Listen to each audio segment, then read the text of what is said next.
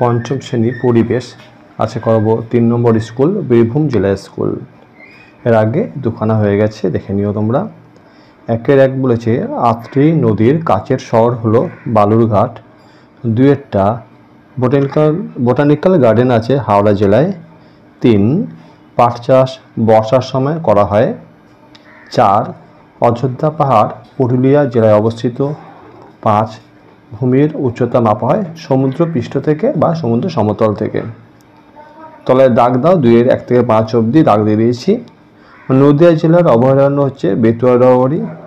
গাঙ্গেয় সমভূমির দক্ষিণে বনটির নাম হচ্ছে সুন্দরবন। মহানন্দা নদী উৎস ডাউহিল। সান্দাকফু পর্বতের উচ্চতা 3630 মিটার। ঘুম অবস্থিত দার্জিলিং জেলায়। 3 শর্ট কোশ্চেন। 1 নম্বর আছে চন্দ্রকেতুগড় কোথায় অবস্থিত? উত্তর 24 পরগনা। 3.2 হিমালয় পর্বত পশ্চিমবঙ্গের কোন দিকে? উত্তর হচ্ছে উত্তর দিকে।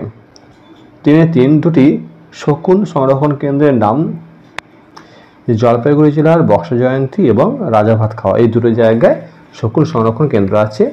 আর 4টা বলেছে উত্তরবঙ্গের কটা জেলা? উত্তর হচ্ছে 7টি জেলা। এর পরের যে প্রশ্নগুলো আছে সেগুলো দুটো বড় প্রশ্ন। 4 দাগের 1 হচ্ছে হরপ্পা সভ্যতা সম্পর্কে 4টি বাক্য লেখো। আর 4-2 হচ্ছে সাধারণতন্ত্র দিবস কেন পালন করা হয়। চলো এই দুটো আমি টাইপ করে লিখেছি, সেটা তোমায় দেখিয়ে দিচ্ছি। এবার আসি 4-1-টা। সেখানে কোশ্চেন ছিল হরপ্পা সভ্যতা সম্পর্কে 4টি বাক্য লেখো। আমি 5টা বাক্য লিখেছি, দেখে নাও। হরপ্পা সভ্যতা নগর পরিকল্পনা ছিল অত্যন্ত উন্নত মানের। তারা বাড়িঘর বানানোর জন্য পোড়া ইটের ব্যবহার করত। হরপ্পায় শস্য মজুদ রাখার জন্য 2টো বড় শস্যাগার ছিল। হরপ্পা সভ্যতার মানুষ লোহার ব্যবহার জানত না, তারা তামার ব্যবহার করত। হরপ্পা সভ্যতা নগর কেন্দ্রিক হলেও নগরবাসীরা খাদ্যশস্যের প্রয়োজনে গ্রামে কৃষিজীবী মানুষের উপর নির্ভরশীল ছিল।